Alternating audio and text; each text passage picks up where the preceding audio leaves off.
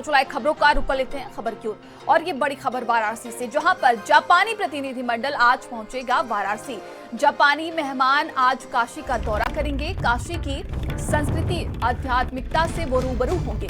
जापानी प्रतिनिधिमंडल आज देखिए सारनाथ का भ्रमण भी करेगा।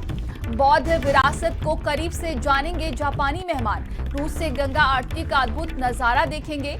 मंत्री जयवीर सिंह करेंगे प्रतिनिधि मंडल का यहां पर स्वागत और यूपी जापान के सांस्कृतिक संबंधों को यहां पर मजबूती मिलेगी।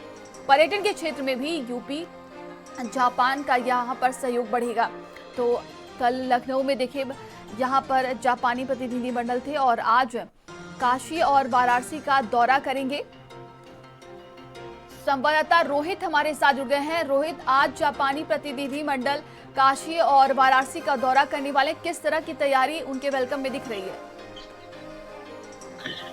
देखिए, आज जो 109 सदस्यीय जापानी प्रतिनिधि मंडल आ रहा है, तो उसके परिप्रेक्ष्य में हम बता देना चाहेंगे, ठीक 10 साल पहले तत्कालीन जापान के प्रधानमंत्री शिंजो आबे भारत आए थे और उनको स्पेशल गेस्ट के तौर पर प्रधानमंत्री नरेंद्र मोदी वाराणसी लेके आए थे और उन्होंने गंगा घाट पे बैठ के आरती दिखाई थी और उच्च स्तरीय एक बैठक भी वाराणसी में हुई थी। यानी जापान और भारत के बीच में एक सिर्फ निवेश के साथ साथ बौद्धिक और सांस्कृतिक संदेशों का आदान प्रदान हुआ था, संबंधों का आदान प्रदान हुआ था। एक प्रकार से उसी कड़ी को ये आगे बढ़ाया जा रहा है और आज 109 सदस्यों का जो प्रतिनिधि मंडल आ रहा है, उसी को एक प्रकार से कहते हैं ना, कहीं भी जमी हुई जो परत है उसको उकेरने और उसका एक प्रकार से फॉलो अप करने आ रहा है। क्योंकि जापान में भी बौद्ध धर्म है और बौद्ध धर्म का एक प्रमुख स्थल यहाँ सारनाथ में है, तो लगभग 1:30 से 2 बजे के लगभग सड़क मार्ग से प्रतिनिधि मंडल पहुंचेगा और पहले वो जाएंगे, बौद्ध स्तूप को देखेंगे, वहाँ की उपदेश स्थली को देखेंगे, उसके बाद ताज होटल में रुकेंगे, वहाँ पे एक कार्यक्रम है